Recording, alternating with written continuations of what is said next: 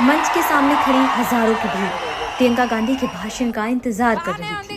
इसी बीच जैसे ही प्रियंका मंच पर पहुंचती हैं, उनकी पहली बातचीत और पहली मुलाकात बेहद युवा इस महिला नेता से होती है, जो हाथ में माइक थामे प्रियंका गांधी का इंतजार कर रही थी। तभी प्रियंका मंच पर पहुंचते ही पहला सवाल भी इसी युवा महिला नेता से पूछती है, और सवाल ये कि क्या आप यहाँ से उम्मीदवार हैं? और इसके बाद जवाब सुनते ही महिला उम्मीदवार के कंधे पर हाथ रखकर सामने खड़ी भीड़ का हाथ हिलाकर अभिवादन करने लगती है। लेकिन इस बातचीत से आप ऐसा मत समझिए कि प्रियंका गांधी इस महिला उम्मीदवार को पहचानती नहीं थी। प्रियंका गांधी 26 साल की कांग्रेस महिला उम्मीदवार को पहचानती थी, और उनकी सास झांसी रेड्डी को भी। तो इस सियासी जलेबी को थोड़ा और आसान भाषा में समझने से पहले प्रियंका गांधी के भाषण का ये हिस्सा सुन लीजिए। आपको आधी कहानी खुद पर खुद समझ आ जाएगी और बाकी आधी कहानी हम समझा देंगे। जब यशस्विनी जी बोल रही थी तो मैं झांसी जी के पास बैठी थी, तो मैंने पूछा आपकी बेटी है या आपकी डॉटर इन लॉ है? तो झांसी जी ने बोला ये मेरी बेटी जैसी है, और कम ही ऐसी सास बहू दिखती है जिनमें इतना प्यार है।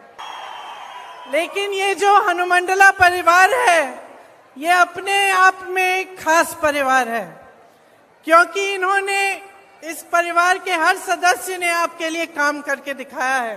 वोट देने जब जाओगे तो भारी से भारी बहुमत से यहाँ के उम्मीदवार को जिताओ, ताकि ये आपके लिए काम करके दिखा पाए। दोनों साथ में आपके लिए काम करेंगी, दोनों आपको ये दिखाएंगी कि सच्चा नेता कैसा होता है, और आपको नहीं भूलेंगी, आपके लिए दिन रात काम करेंगी।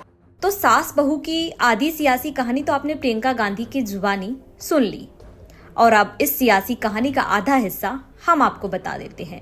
दरअसल तेलंगाना की पालकुर्थी विधानसभा क्षेत्र से झांसी रेड्डी कांग्रेस की ओर से मैदान में ताल ठोकने की तैयारी कर रही थी, लेकिन एनआरआई होने की वजह से जब वो भारतीय नागरिकता पूरी करने की शर्तें पूरी नहीं कर पाई, तो चुनावी मैदान में कांग्रेस ने उनकी जगह उनकी बहू ममिडाला यशस्विनी को मैदान में उतारने का फैसला किया।